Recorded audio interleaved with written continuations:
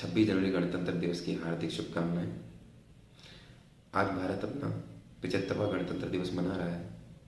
आप सबको विदित है कि दरअसल देश भले ही 15 अगस्त 1947 को आज़ाद हो चुका था, पर तब हमारे पास अपना संविधान नहीं था। 26 जनवरी 1950 को स्वतंत्र भारत का संविधान लागू हुआ था, जिसके बाद भारत देश एक गणतंत्र देश के रूप में जाना जाने लगा है। आज इसी ऐतिहासिक और शुभ दिन की 75वीं सालगिरह है। इस शुभ घड़ी पर मैं आप सभी देशवासियों को हार्दिक बधाई प्रेषित करता हूँ। आज़ादी के बाद भारतवासियों ने बेमिसाल उपलब्धियाँ हासिल की हैं। इन्हीं उपलब्धियों का जश्न और उत्सव आज पूरा भारतवर्ष मना रहा है। आज इस शुभ अवसर पर मैं देश को आज़ाद कराने वाले स्वतंत्रता सेनानियों और संविधान बनाने वाले महापुरुषों को नमन करता हूँ। आज हम और हमारा देश बाबा साहब भीमराव अंबेडकर जी का सदैव ऋणी है, जिन्होंने संविधान रूपी एक महत्वपूर्ण दस्तावेज, एक धरोहर इस देश को प्रदान किया और जिसकी वजह से भारत देश को गणतंत्र देश का सौभाग्य प्राप्त हुआ। जब हमारा देश आज़ाद हुआ तब ये भयंकर गरीबी, निरक्षरता के कुचक्र में फंसा हुआ था, लेकिन 7 दशकों की कड़ी मेहनत के बाद आज हमारा देश चांद पर पहुंच चुका है। यही नहीं, असंभव से लगने वाले बहुत से कार्य भी भारत कर रहा है और अपनी अमिट छाप छोड़ रहा है। इसी कड़ी में एक छोटा सा उदाहरण अगर प्रस्तुत करना चाहूँ तो चंद्रयान के बाद आज भारत सूर्य पर जाने की कल्पना करने लगा है। कल्पना ही नहीं, इस असंभव से निर्णय को साबित करने के लिए हमारे देश के वैज्ञानिक जी जान लगा दे रहे हैं और एक असंभव से लगने वाले कार्य का एक कठोर निर्णय लेकर उसको भी आदित्य L1 लॉन्च करके पूरे विश्व में अपना लोहा मनवा रहे हैं। इसी आदित्य L1 पर जैसे कठोर निर्णय लेने वाले भारतवर्ष के संपूर्ण देशवासियों के लिए, हमारे वैज्ञानिकों के लिए चंद पंक्तियाँ हैं जो उन पर चरितार्थ होती है कि हम भारत के भरत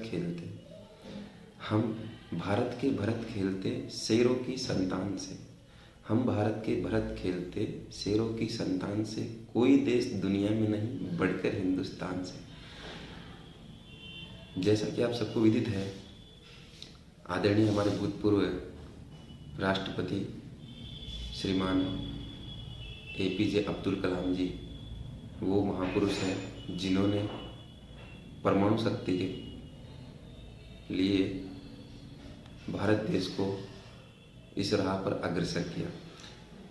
उन्हीं के कठोर निर्णयों, कड़ी मेहनत का फल है कि भारत आज एक परमाणु शक्ति संपन्न देश बन चुका है। परमाणु शक्ति संपन्न देश बनने के साथ साथ भारत देश विकसित देशों की सूची में शामिल होने की दहलीज पर है। इस खास अवसर पर मैं देश की सीमाओं की रक्षा करने वाले माँ भारती के लाल बहादुर जवानों और तीनों सेनाओं के सैनिकों के जज्बे, शौर्य और हिम्मत को सलाम करता हूँ। इन सब उपलब्धियों के साथ ही आज भारत देश को कुछ आंतरिक समस्याओं का भी सामना करना पड़ रहा है, जैसे कि आज अपराध, भ्रष्टाचार, बेरोजगारी, हिंसा, नक्सलवाद, आतंकवाद, लिंग भेद, अशिक्षा, ये कुछ ऐसी कुरीतियाँ हैं, कुछ ऐसे खड्डे हैं जो आज भारत को विकसित देशों की सूची में शामिल होने से रोकते हैं, या यूँ कहें कि भारत देश के विकास में बाधा बनते हैं।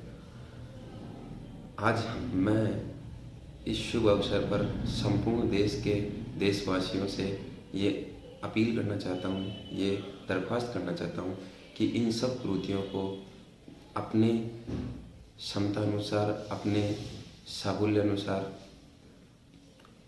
इनको कम करके या इनका विनाश करके जो स्वतंत्र देश बनाने के लिए बहुत से वीर वीरांगनाओं ने अपनी बलिदान दिया है, कुर्बानियाँ दी है, उन सब के इस सपने को हम साकार करें।